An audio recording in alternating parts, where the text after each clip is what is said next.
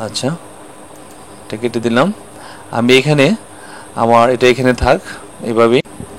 আসসালামু আলাইকুম রহমতুল্লাহি ওয়া বারাকাতুহু।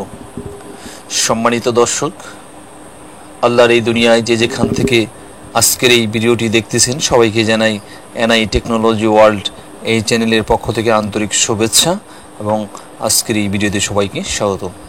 তো আজকের ভিডিওতে দেখাবো কিভাবে আপনারা HTML এর ফাইল ক্রিয়েট করবেন। তো সেই প্রসেসটা আজকে আমরা দেখাবো। তো প্রথম যে কাজটি করতে হবে সেটা হচ্ছে এরকম মনে করেন খালি জায়গা, আমরা রাইট বাটনে ক্লিক করলেন, তারপর এই যে এখানে নিউর উপরে কার্সর রাখলে এই পাশে দেখবেন যে এই যে ফোল্ডার উপরে এই যে ফোল্ডার শো করছে, ফোল্ডার, এই ফোল্ডারের মধ্যে ক্লিক করবেন।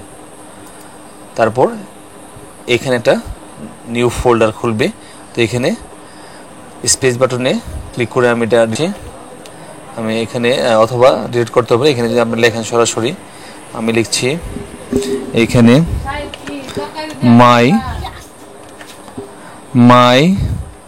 মাই ওই এখানে আমি লিখবো, এখন এইখানে লিখবো ইন্ডেক্স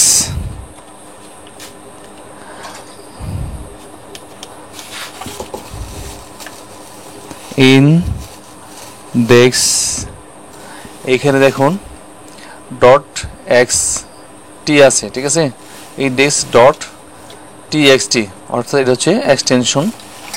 তো এখন এটার উপর যদি আমি ডবল ক্লিক করি তাহলে এই যেরকম একটা পেজ শো করবে, ঠিক আছে। তো এইখানে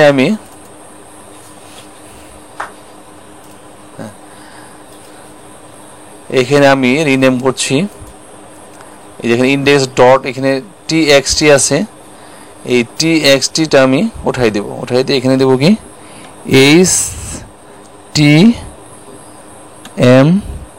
HTML, ঠিক আছে, HTML ইন্ডেক্স ডট HTML, ঠিক আছে।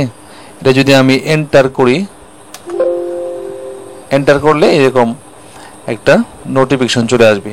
এই যে if you change file name extension, আপনি কি এই ফাইল নেমের এক্সটেনশনটাকে চেঞ্জ করতে চাচ্ছেন, এই যে the file might become unusable.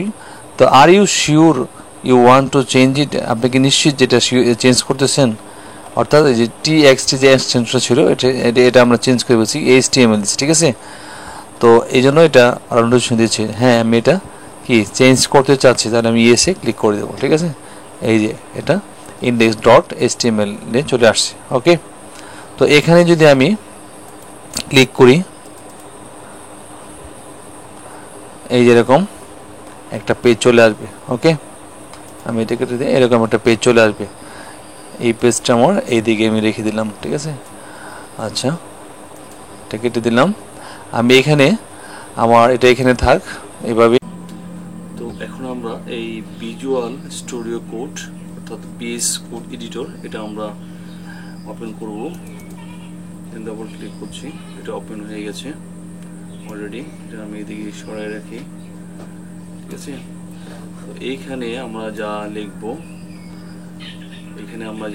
এখানে সেটা দেখা যাবে, ঠিক আছে, অর্থাৎ রিলোড করলে এখানে দেখা যাবে।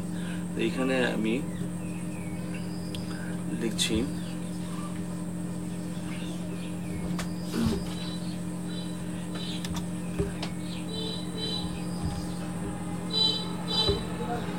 ডক টাইপ HTML,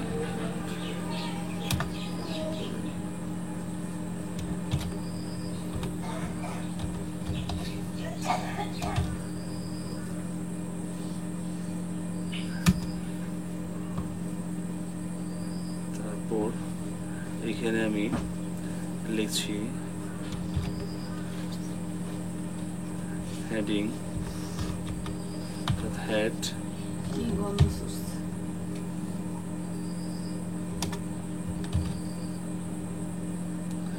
তারপর এখানে মাঝখানে আমি লিখছি